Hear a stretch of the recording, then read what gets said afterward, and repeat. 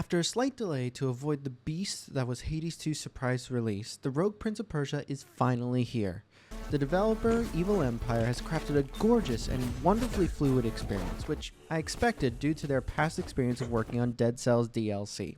It's hard to explain just how cool it is to kill enemies when you combine kicking, wall running, vaulting, and slicing to demolish the Huns trying to kill you. On top of that, roguelikes like this are perfect for the Steam Deck, thanks to shorter runs we can put down and the sleep resume feature so we don't have to quit the game and reboot into it whenever we need to stop. So join us for a quick look on how the Rogue Prince of Persia runs on the Steam Deck right now. Just a quick note, this game is in early access, so expect performance to change throughout the time it's in early access, which will probably last around a year to a year and a half. And a big thank you to Ubisoft for sending over a key for us to review this game. Thank you guys. If you enjoy these kinds of videos, hit that like and subscribe button. And if you want to be notified when our next videos go live, go ahead and hit that notification bell. When it comes to early access titles, I don't expect flawless performance right out the gate. For the most part, early access games need time to optimize and update their game, which is the case for about 99% of them. The Rogue Prince of Persia is one of these games, but it runs extremely well already on the Steam Deck, with some small hiccups here and there. Throughout the time I was playing, I noticed that we can actually hit 60 frames per second throughout a majority of the game, in most areas. But we do run into some issues that can cause frame rate drops. In some biomes, like the Aqueducts and the Academy, walking around or fighting clusters of enemies did drop the performance down to the low 50s or high 40s. This happened more when I was fighting versus walking around, but it still happened. It occurred often enough for me to want a more stable experience, and after setting my frame rate to 45 FPS, I found it. I had no drops, battery life went down, and all was good. It does make the game feel slightly less smooth, but I enjoyed it. I would say you could still play at 60 as long as you're fine with some drops, but personally, I wanted 100% stability throughout the game. There's one other problem that's present currently though.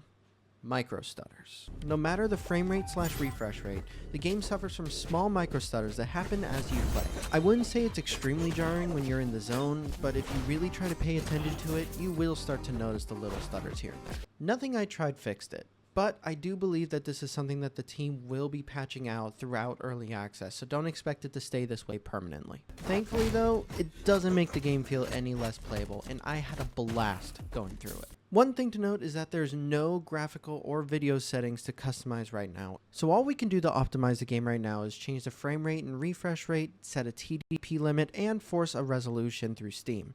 But I would not recommend forcing a resolution through Steam. It doesn't benefit the game massively in any distinct way, and it makes things a lot less sharp, which we would need for a game like this where all the characters are quite small on the smaller screen. Overall, it is very playable, and if you're alright with some small drops or a lower resolution for stability, it's going to be an incredible game to play on the Steam Deck.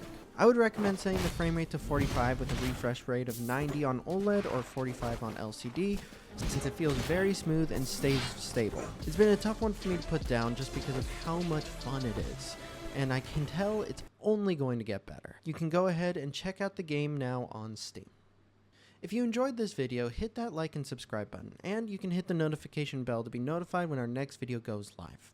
You can also check out our written review of the game on our website, which goes more into the content side as well as a little bit more in depth onto the Steam Deck performance. You can also check out our podcast where we talk about the Steam Deck and games, and you can check it out on YouTube, Spotify, Amazon, and Apple. New episodes come every Monday. And a big thank you to our patrons for your support.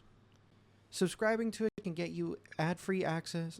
If you're interested in subscribing to it and supporting us, you can check out our tiers as well, which include an ad-free website experience, behind-the-scenes content, early access to uncut podcast episodes, and more. Thank you all for watching, and have a great day.